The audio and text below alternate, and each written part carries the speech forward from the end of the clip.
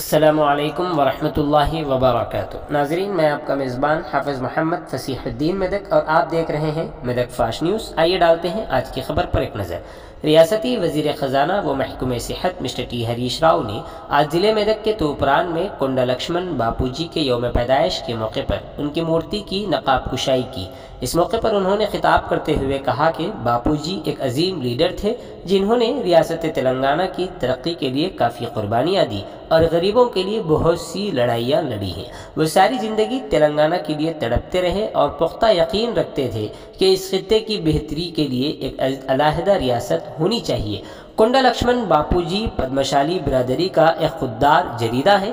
तेलंगाना हुकूमत सरकारी तौर पर उनकी यौम पैदाइश और यौम वफ़ात की तकरीबात का एहतमाम कर रही है। तेलंगाना आर्किटेक्चर यूनिवर्सिटी का नाम भी लक्ष्मण के नाम से मौसूम किया गया है।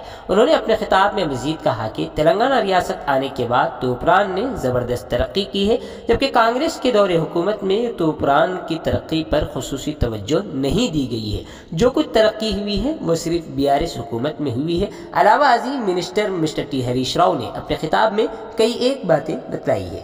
आइए इस सिलसिले में एक तफसीली रिपोर्ट आप हज़रात की पेश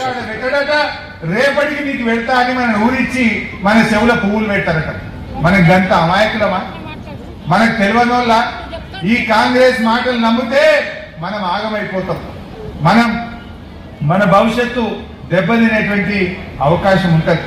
అందువల్ల మీరు అందరూ కూడా గౌరవ ముఖ్యమంత్రి గారిని ఆశీర్వదించండి। నిజంగా చెప్పాలంటే కేసీఆర్ గజ్వేల్ ఎమ్మెల్యే కావడం మనందరి పూర్వజన్మ సుకృతం అని చెప్పుకోక తప్పదు। కేసీఆర్ రాకపోతే ఈ తూప్రాన్ ఇట్లా మారునా, కాళేశ్వరం నీళ్ళు వచ్చునా? దయచేసి ఒక్కసారి ఆలోచించండి। కేసీఆర్ రావడం మన అదృష్టం। మన అటువంటి కేసీఆర్ ను మనం ఎంత పెద్ద మెజార్టీతో గెలిపిస్తే మనకు అంత గౌరవం ఉంటుంది। ఒకసారి నల్లొచ్చు, ఎండాకాలం వచ్చిందంటే మా అక్క చెల్లెల గోస చెప్పవశం కాకపోవు। మోసి మోసి భుజాలు కాయలు కాసినాయి, బోరింగులు కొట్టి చేతులు నొప్పి పెట్టినాయి, అయినా కూడా నీళ్లు దొరకకపోవు। ఆ ట్యాంకర్లు పెడితే ఎండాకాలం బిందెలు పట్టుకొని ఆ ట్యాంకర్లు వెనకపోతే నా బిందె మొదలు నీ బిందె మొదలని బిందెలు కొట్టాటే సొట్టలు పడ్డాయి, బోర్ల బొక్కన పడ్డా। మర్చిపోయినాం కాంగ్రెస్ వాళ్ళ సంగతి। గీతారెడ్డి మా మంత్రి ఉంటే మా అక్క చెల్లెలు బిందెలు అడ్డం పెడితే పోలీసు వాళ్ళు వచ్చి బిందెలు జరిగినాక మెల్లగా ఎంచకెళ్ళి గీతారెడ్డి అమ్మచ్చు। యాడికి లేదా? మీరు పోలీసు వాళ్ళని పెట్టుకొని రాజ్యం చేసిండ్రు, కానీ మా కేసీఆర్ ఇవాళ ఏ అక్క చెల్లె బిందె పెట్టుకొని రోడ్డు మీదకి రావద్దన్నాడు, గల్లి గల్లికి పైపేసిండు, ఇంటింటికి నెల పెట్టిండు, మా అక్క చెల్లెల మంచినీళ్ళ కష్టాలు తెచ్చిండు మన కేసీఆర్। ఒకసారి చెప్పండి, వాడెవడో అంటాడు ఏ కేసీఆర్ కలిసిందా?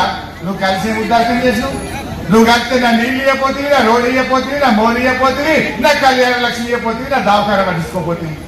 కేసీఆర్ కొత్తగా వచ్చిన తెలంగాణను చక్కబెట్టుండు, తెలంగాణను మంచిగా చేయడమే కాదు, గజ్వేల్లో ఏ ఇంట్లో పోయినా అక్క చెప్తుంది, పొద్దుగాల పట్టుకునే బిందెడు నీళ్ళ కేసీఆర్ ముఖం చూసి దండం పెట్టలేమా? మనం మర్చిపోతామా? మోసిన నీళ్లు బోరింగులు వచ్చిన కష్టాలు మర్చిపోతామా? ఏ ఇంట్లో ఏ అక్క చూసినా పొద్దున్న లేవగానే ఆ బిందెడు నీళ్ళ కేసీఆర్ కనబడతా ఉంటాడు మనకు, కేసీఆర్ కనబడతా ఉన్నాడు మనకు, కేసీఆర్ కిట్టులో మనకు కేసీఆర్ కనబడతా ఉన్నాడు। నెల 2000 పెన్షన్ అందుకుంటున్న అవ్వ తాతలకు పెద్ద కొడుకులాగా మన కేసీఆర్ కనబడతా ఉన్నాడు।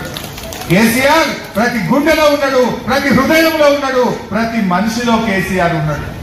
ఇలా మన తూప్రాన్ దవాఖానా నాడు ఎట్లుంటుండే, మా ఎలక్షన్ అని అంటుండు, ఆనాడు కాంగ్రెస్ గవర్నమెంట్ అన్ని పందికొక్కులే ఉంటుండే మా తూప్రాన్ దవాఖానాలు అన్నాడు। ఇప్పుడు పోయి చూడండి ఎంత మంచిగా డాక్టర్లను పెట్టినాం, అంబులెన్స్ పెట్టినాం, జనరేటర్లు పెట్టినాం। ఇప్పుడు ప్రైవేట్లకు ఎవరు కాన్పుకు పోతలేరు, కాన్పుకు పోతే సర్కార్ దవాఖానకు పోతున్నారు, అయితే తూప్రాన్ పోతున్నారు, లేకపోతే మెదక్కు పోతున్నారు, లేకపోతే గజ్వేల్। అంటే ఇంతకంటే అబద్ధం ఇంకోటి ఉంటుందా? మీ ముఖానికి ఇదే షబ్బీర్ అలీ గారు మంత్రిగా ఉండి ఇదే తూప్రాన్ ఊళ్ళకెళ్ళి కామారెడ్డికి పోతుండే, ఎన్నడన్నా ఆపినా వేది కాదు తూప్రాన్? ఎన్నడన్నా తూప్రాన్ ఆపి మా అక్క చెల్లెల మంచినీళ్ళ గురించి అడిగినావా? మా దవాఖాన గురించి పట్టించుకున్నావా? మా మార్కెట్ గురించి పట్టించుకున్నావా? మా మోరి గురించి ఆలోచన చేసినావా? ఇవాళ షబ్బీరాలు వచ్చి నీతి మాటలు చెప్తే ఇంతకంటే దుర్మార్గం ఉంటుందా? ఆయన అంటాడు తూప్రాన్లో పనే కాలేదట।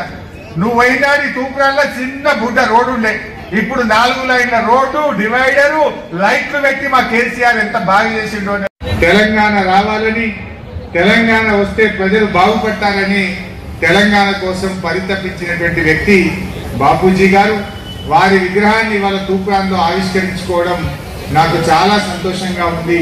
పద్మశాలి సమాజంకు ఒక ఆత్మగౌరవ ప్రతీక బాపూజీ. అందుకే మన కేసీఆర్ గారు గత ప్రభుత్వాలు పట్టించుకోలే.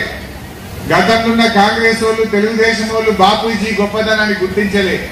మన కేసీఆర్ గారు కొండా లక్ష్మణ్ బాపూజీ జయంతి వర్ధంతులను అధికారికంగా ప్రతి సంవత్సరం ప్రభుత్వమే నిర్వహిస్తుందని చెప్పి కూడా మీకు మనవి చేస్తాం.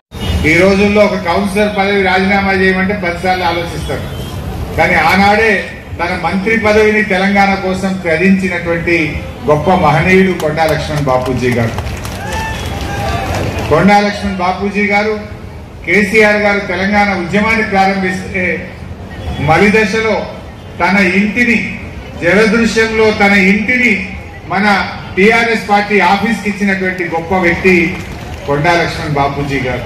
వేరే హైదరాబాద్ కో, యాదగిరి గుట్టకో, తిరుపతి పోతే మీది ఏ ఊరు అంటే గజ్వేల్ అంటే గద్వాల అందరు.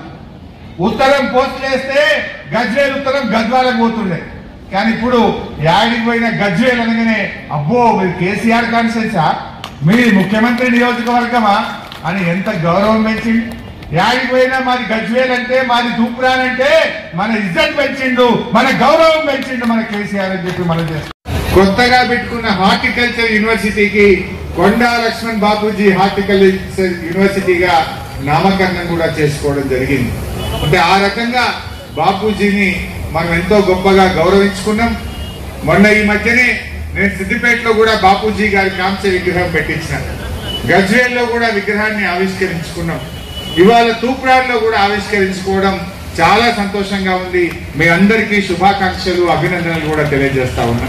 అద్భుతంగా మన తూప్రాన్ పెద్ద చెరువు డెవలప్ అయింది. మీ చైర్మన్ గారు ఏమడిగిందంటే మాకు ఇలా 2 బోట్లు కావాలి, సాయంత్రం పూట మా పిల్లలు మనవరాళ్లతో అందరం కూడా బోట్ల తిరుగుతాం, చెరువులు ఆడుకుంటాం, కావాలా?